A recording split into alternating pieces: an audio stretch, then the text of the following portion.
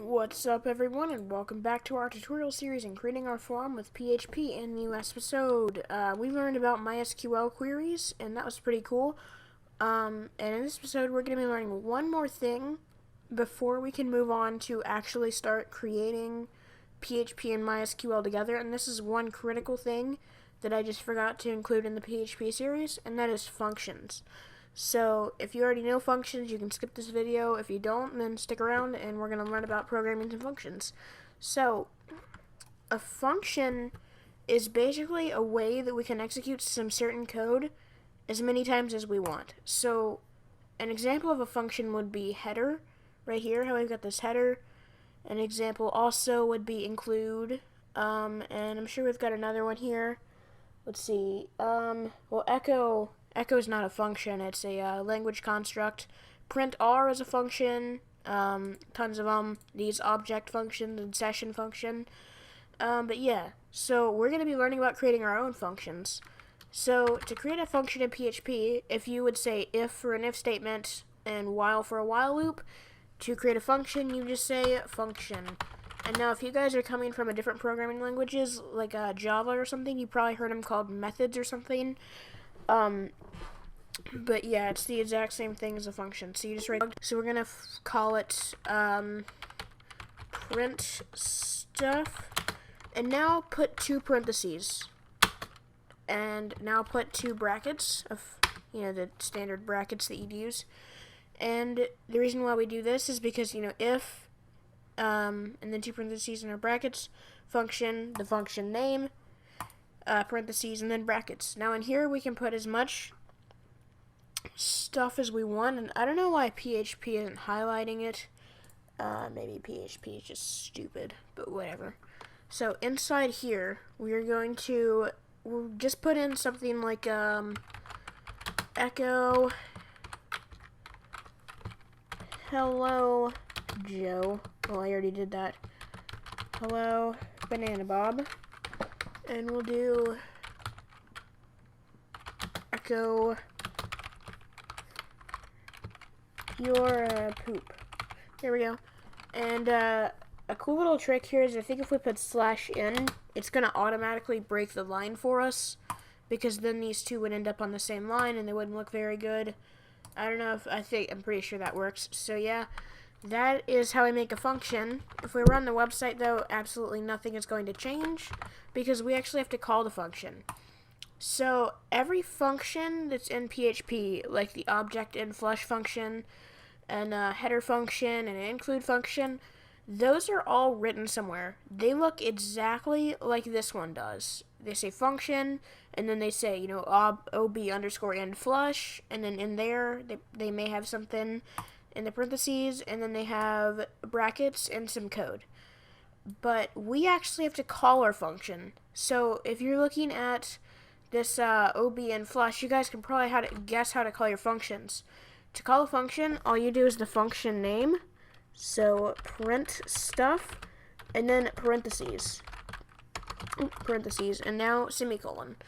And not PHP, Sublime Text is weird. For whatever reason, it doesn't syntax highlight like anything with functions. I guess I don't think it ever has, because it's just stupid, but whatever. So if we refresh this page, we can see hello Banana Bob, your poop. So I guess /n doesn't work. Never mind. We should probably just put a break at the end of that one. So we just do br/. There we go. And now refresh, and perfect. So as you can see, we wrote a function, and then we called our function. And now, of course, we can call it, as many times as we want, and it will do exactly what we told it to. Of course, it's going to look awful because we didn't put line breaks or anything, kind of formatting it. But whatever, we really didn't need to. So yeah, that's sort of the most basic function you could ever write in PHP. You could put any code in here. You could do redirect. There we go, redirect. If you're feeling cray. You could just do of course header, but there wouldn't be much point to that, I guess. unless you're just doing this over and over again, which is a good use for a function is if you're going to execute the same code over and over again, not like a loop where you want to execute it, like in a loop you want to execute the same code just over and over, like in sort of succession. Here we may want to execute some code when something happens, or when something happens and something changes and we don't need to actually rewrite the code the entire time. But yeah, you could just do like something like location. No. Location google.com. Oh, forgot the HTTP. There we go. And of course, if you save that, we're gonna get redirected. Oh, parse error, syntax error, unexpected. Oh my god, I forgot the semicolon. Forgetting the semicolon is a crime against humanity. I just started messing with Visual Basic again, so sorry about that. And of course, error called undefined function, prints. Oh yeah, I changed it to redirect. And now it should just try to take us to Google. Yep, there we go. Happy Rio Olympics, everyone. I really haven't kept. Yep. And now, if you try to go back to the page, you just can't get to it because the redirect is in the way. But yeah, that's sort of the basics of standard functions. Super easy to write a function and then call it.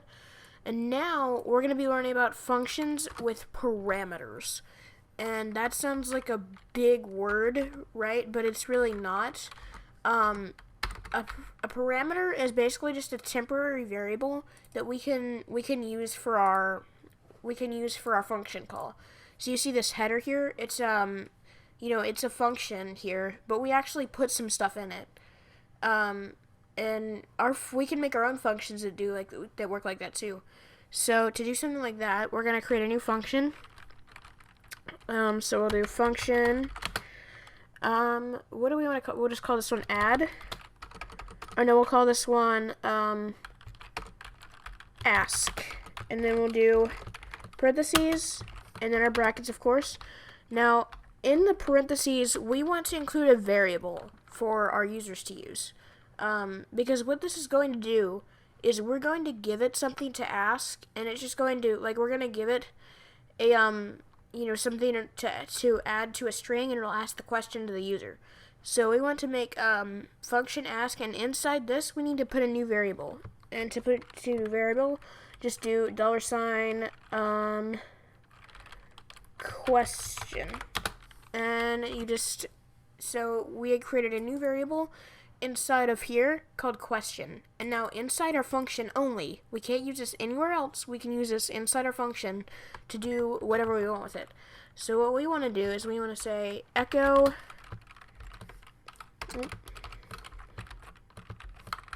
P/P,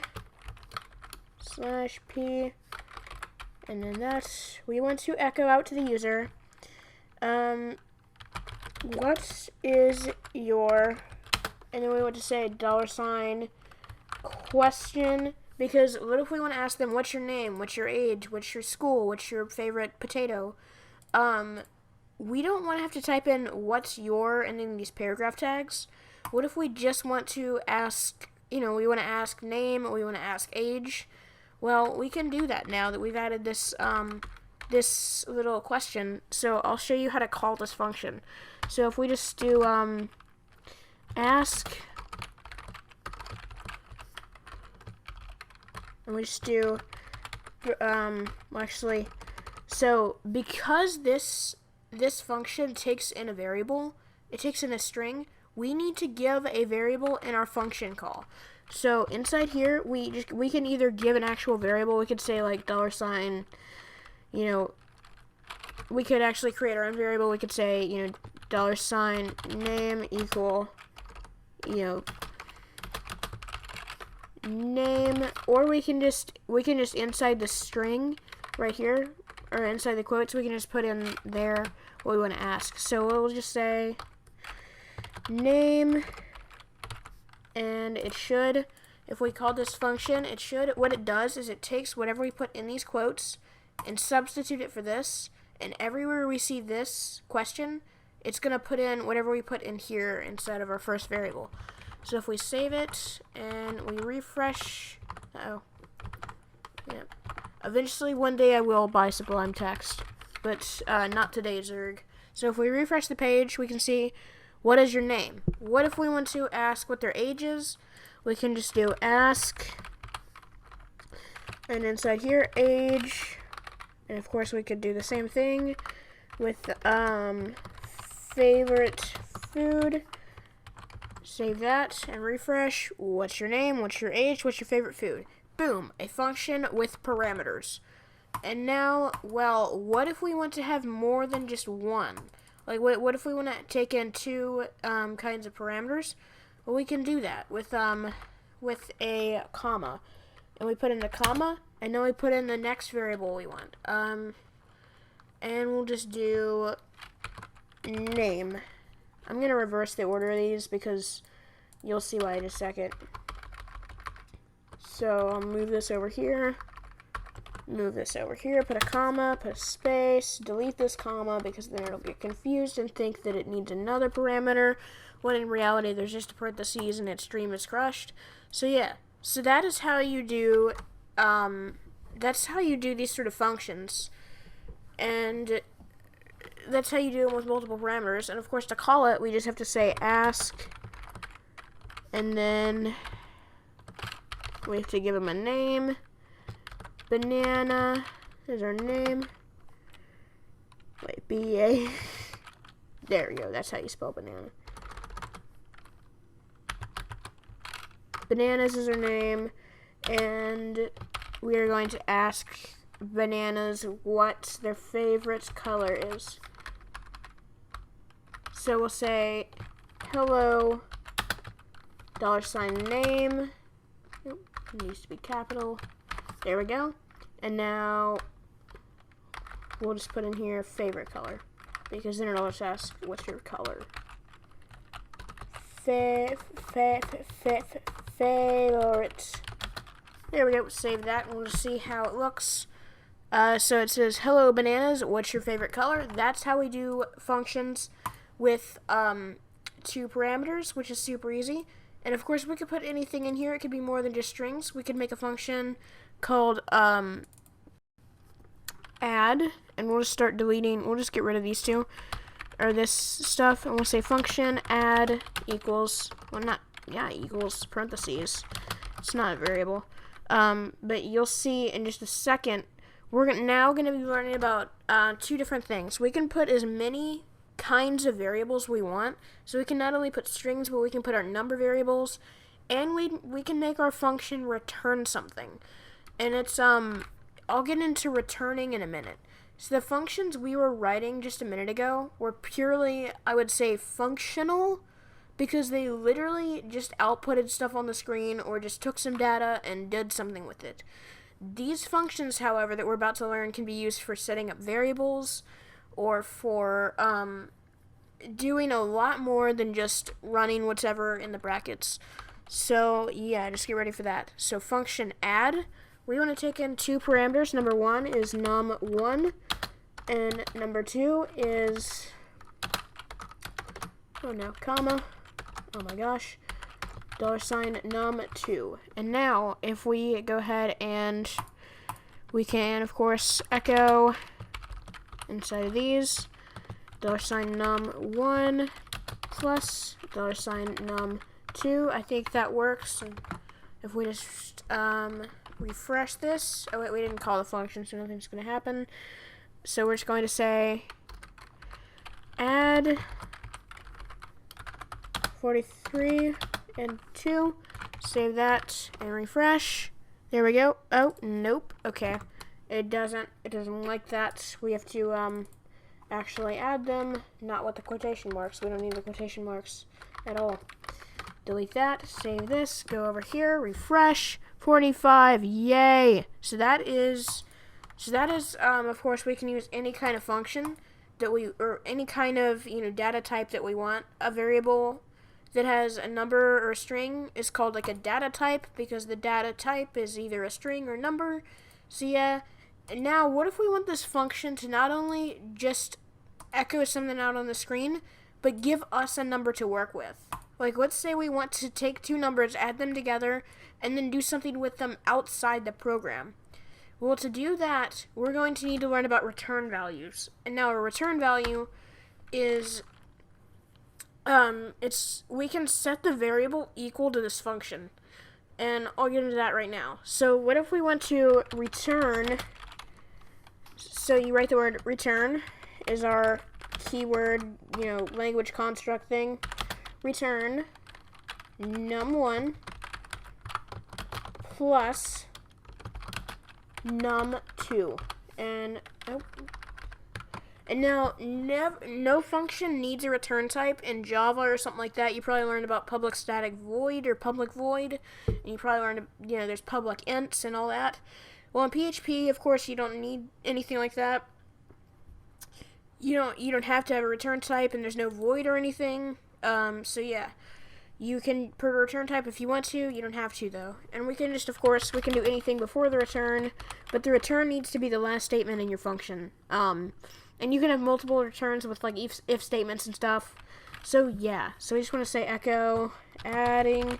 This is just something we're adding. It's something we're adding to our adding function. You don't have to have that if you don't want to. It's just sort of completely useless, to be honest. But yeah. So if we just were to call this add function again, and we refresh the page, there we go. You can see adding, and it doesn't actually echo it on the page because we didn't tell it to. But what if we want it to echo something on the page? Well, as I just explained, this is going to return a value. So it's going to take num1 plus num2. If num1 is 43 and num2 is 40, or I mean, if num2 is 2, then it's going to take these and it's going to return whatever the sum of those numbers is. So it's going to return 45. So that means we can set this equal to a variable. So we could say $sum equals add 43 plus 42, echo sum. We do that, we can see what we get. Adding 45. So perfect. And now this may not seem very useful to you yet, but it will be a lot more useful when you get into returning things like booleans and returning, database, like arrays of databases, and you'll see as we progress. And of course you could do this with a string if you wanted to have the function we built earlier. So here's word, and I don't know, word2, and we could call this, concatenate or something, because that's what this does. It concatenates things if you wanted it to. And we could use this, of course. We don't even have to echo it out. We could just say return $word dot $word2, and it's just going to put these strings together. So it's basically just going to concatenate strings. And if we go down here, we don't even need to have this. We can just straight up say, we don't need that variable. We can just straight up say echo add, and then in here we can put our values, poop, toop. There you go. And now if we run this, it should poop toop. There we go. Beautiful. So that is I'm going to end it off here for functions. I guess one last thing is you can return a true or false value if you really wanted to. So maybe you could say, if num1 is greater than num2, return true. If num1 is less than 2, return false. And then at the end, just put a return false. And of course, you could do anything with that. But that's going to be the basics of functions. Hopefully this tutorial was easy enough for all of you to follow. If it was not, slap a dislike on it. Tell me what I'm doing wrong. If you absolutely love the video, like it. Subscribe to my channel for more dank content. Continue watching the playlist. And follow me on Twitter for more dank content. Until next time, I'll see you all scrubs later.